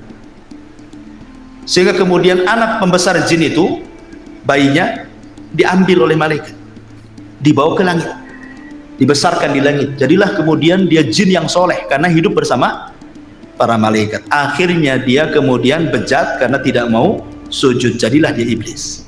Nah gitu ya. Wallahu a'lam, itu kan cerita Israiliyat ya. Tapi yang jelas bahwa itu asal penciptaannya saja dari api, anak turunannya bukan api Jadi kalau dibakar dengan api ya tetap sakit. Buktinya adalah Nabi SAW pernah diganggu ifrit dalam sholatnya. Dicekiknya ifrit itu sama Nabi, ludahnya keluar, terasa dingin. Kenapa nggak terbakar tangan Nabi? Bukankah katanya dia tercipta dari api? Berarti kan sudah bukan api lagi. Yang kedua, riwayat bahwa Nabi SAW pernah mau didatangkan syihab minan nar. Jadi jin ini membawa kayu bakar yang ada apinya dan hendak membakar wajah Nabi. Dan kalau memang dia tercipta dari api, ngapain bawa kayu bakar, bawa api? Tangannya aja disentuhkan gitu, kan terbakar dia, ya kan? Tunjukkan bahwa dia bukan lagi dari api kan itu. Itu kan bapak moyangnya aja yang dari api, turunannya ya dari bapak ibunya jin lah kan itu. Karena jin juga nikah sama dengan kita. Jin itu loh kurang lebih kehidupannya dengan manusia. Ada RT, ada RW, ada lurah, ada kecamatan, ada pemilunya juga. Ada partainya juga. Bermadhab juga, ada Syafi'i, Maliki, Hambali, Zahiri, ada Syiah juga, ada Mut'ah juga mungkin mereka. Ya, apa mereka berorganisasi? Ya, enggak tahu juga. Apakah mereka ikut organisasi apa gitu? Ya, wallahu alam. Tapi yang jelas kehidupan mereka sama dengan manusia, kurang lebih saja. Ya, tidak kurang, tidak lebih. Baik, kemudian jin mukallafun. Jin mukallaf, artinya mukallaf itu sama dengan manusia juga, disuruh sholat, puasa, zakat, haji. Persis. Quran yang kita baca itu juga Quran yang dibaca mereka. Ya, hadis yang kita baca itu pun hadis yang dibaca mereka. Karena nabi mereka dari manusia. Ya, jadi jin itu kebanyakan belajar agama kepada manusia. Jadi kalau jin belajar agama kepada manusia jadi ustaz. Tapi kalau manusia belajar ke jin jadi tukang sihir. Terbalik kan itu. Ya. Jadi jin itu belajar agamanya kepada manusia. Karena nabinya juga manusia. Wa inna minna salihuna wa inna minna salihuna wa minna duna dzalik kunna tara'iqa qidada. Di antara kami ada yang soleh, ada yang tidak soleh, kami bertingkat-tingkat. Kemudian juga makanan jin disebutkan dalam sebuah hadis Abdullah bin Mas'ud radhiyallahu anhu. Jadi ketika Nabi SAW diundang untuk ceramah di kalangan jin, bagaimana Rasul tahu bahwa di situ ada jin berkumpul ribuan? Ya tentu malaikat yang kasih tahu. Rasul kan tidak melihat jin. Ya, malaikat ngomong, kamu ke sana, itu ditunggu oleh bangsa jin, ceramahlah kau di sana kan itu. Nah, setelah Nabi SAW berceramah, ketika itu kemudian jin-jin ini bertanya soal makanan. Kata Rasul SAW, ya. Maka Rasul mengatakan, lakum kullu admin zakarasmallah alaihi yaqa'u fi aidikum au farama yakunu lahman. Kata Nabi SAW, makanan kalian adalah tulang yang habis dimakan orang. Kemudian ketika sudah habis dagingnya, ketika dibuang ke tong sampah, orang ini membaca basmalah, kemudian dibuang, nanti akan kembali dagingnya. Ya, jadi antum kalau makan sop tulang, ya kan? Itu banyak tulangnya tuh, ya. Nah, pokoknya yang tulang-tulang lah, tulang ikan, tulang apa, tulang iga. Ya. Ketika antum lempar ke tong sampah, baca basmalah, supaya antum sedekah ke saudara antum dari kalangan jin. Sebab kalau antum baca basmalah, nanti daging itu akan balik tuh. Cuman kita tidak melihatnya. Kalau melihatnya tak jadi antum buah. Kok balik lagi dagingnya? Itu makan lagi. Tentu enggak, maksudnya kan yang lihat mereka saja, ya. Balik lagi tuh dagingnya, dan itulah makanan mereka. Cuman kadang-kadang kita bakhil, ya. Di prestonya pula lah ikan itu. Tulang-tulang yang tuh makan. Tak ada sedekah-sedekahnya sama jin gitu ya. Jadi kata Nabi tulang, makanya ketika Nabi SAW melarang tidak boleh istijmar, memerintahkan istirmal dengan batu, kata Rasul, jauhi tulang dan kotoran, ya, karena itu makanan jin, kata Nabi SAW kan itu. Ya. Kemudian juga setiap makanan yang tidak disebut nama Allah yang saya sudah katakan, antum makan apa saja, antum tak baca basmalah, jin ikut di situ. Ya. Jadi setiap makanan yang tidak disebut nama Allah Subhanahu Wa Taala, dan tentu ada makanan lain yang kita tidak tahu. Ya. Adapun tempat-tempat jin disebutkan dalam beberapa riwayat. Yang pertama, tempat syaitan atau tempat jin adalah pasar. Pasar itu tempat setan, tempat jin, jin jahat. Nabi SAW mengatakan, la takunanna in istata'ta awwala ma yadkhulu suq wala akhira man yakhruju minha fa innaha ma'raqatu syaitan wa biha yansibu rayatahu, kata Rasul. Jangan, kalau bisa lah, jangan menjadi orang yang pertama masuk pasar dan jangan menjadi orang yang terakhir keluar pasar, kata Rasul. Jangan yang pertama kali kau masuk pasar, jangan pula yang terakhir masuk keluar pasar. Kenapa? Karena pasar itu tempat perangnya setan. Disitulah setan menancapkan bendera perangnya, genderang perangnya itu. Ayo perang dengan saya. Makanya tidak ada maksiat di luar pasar kecuali ada semua dalam pasar. Sebutkan maksiat di luar pasar apa yang tidak ada? Ada semua. Syirik banyak yang taruh tangkal-tangkal di warung-warung. Kan itu ya. Apalagi orang maki-maki di pasar, orang sumpah palsu, wallahi semua di pasar itu. Orang yang nipu, orang yang ngurangi takaran, timbangan, meteran, semua ada di pasar. Ya, makanya itu tempat setan. Makanya ada doa orang masuk pasar itu, berdoa. Ya. Kemudian yang kedua, tempat setan adalah kamar mandi hammam. Makanya kita disuruh berdoa, Allahumma inni a'udzubika minal khubthi wal khaba'is. Aku berlindung dari setan laki-laki dan perempuan, karena itu memang tempat jin, syaitan. Ya. Kemudian yang ketiga, hadis Abi Hurairah, sallu fi marabidil ghanam wa la tusallu fi a'tanil ibil. Salatlah di kandang kambing, jangan salat di kandang unta. Maksudnya kandang unta itu tempat unta istirahat. Karena unta itu paling cemburu kalau tempatnya ditempati orang. Kalau kambing antum di situ nggak akan cemburu, kambing cuek-cuek aja. Kalau antum salat di situ diterjang sama tempat dia langsung dikejar antum. Karena ada tabiat setan. Ya, unta itu. Makanya kalau makan daging unta wudu, kalau makan daging kambing tidak wudu, gitu ya. Maksudnya tidak batal wudunya. Kemudian juga hadis yang ketiga, kata Imam Ibnu Taimiyah rahimahullah, al amakinul lati yunha anis salati fiha ka'atanil ibil wal hammami wa hiya al ma' wasyaitan wa kadzalika ma yusafiru ilaihi ba'dun nas minal magharati wa nahwihi minal jibali qasirina li ta'dim tilkal buqati bisyami wa misra wal jazirati wal khurasan wa ghairiha wa kullu mawdi'in tu'addimuhu an-nas ghairal masajid wa masyairil hajj fa innahu ma'wa syaitan. Ya, kata Ibnu Taimiyah, tempat-tempat yang diagungkan manusia yang tidak ada perintah untuk mengagungkan, maka di situ tempat setan. Ya. Pokoknya kalau ada tempat-tempat diagungkan manusia, pada Allah tidak memerintahkan untuk mengagungkannya, kata Ibnu Taimiyah, di situlah tempat setan. Ya. Ya, macam-macam, tak kuburan atau tempat keramat gitu ya, gua-gua tertentu, bukit-bukit, kawah-kawah dan yang lainnya, maka kata Ibnu Taimiyah itu tempat setan. Kemudian hadis Abu Qatadah, hadis Qatadah dari Abdullah ibn Sarjis radhiyallahu an, Nabi SAW mengatakan, naha an yubala fil hujri. Rasul melarang tidak boleh kencing di lubang. Ya, lah itu kalau toilet itu kloset ada lubangnya. Bukan, maksudnya di tempat yang terbuka, maksudnya tadi hutan, tadi padang pasir, ada lubang di situ kan, jangan kencing di lubang. Kata Qatadah ketika ditanya kenapa, alasannya, maka beliau mengatakan innaha masakinul jin, bisa saja di situ dijadikan tempat jin. Ya, pokoknya kalau kencing lihat-lihat ada lubang enggak, takutnya lubang ular pula juga di situ kan, keluar bahaya tuh ya.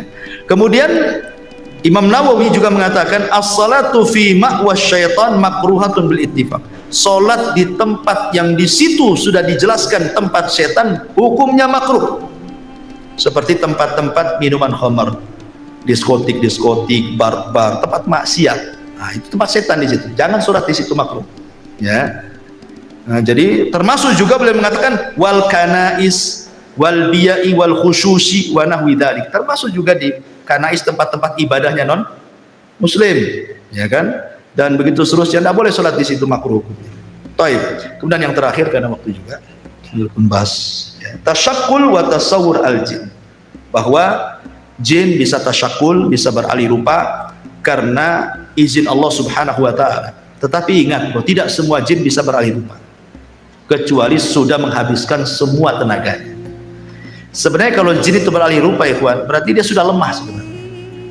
Jadi kalau seandainya antum jalan kemana lah, di kuburan mana gitu, di Tamiang atau di mana gitu ya kan, kok nampak ada pocong gitu ya, berarti itu jin, setan itu sudah menghabiskan tenaganya, sudah lemah dia.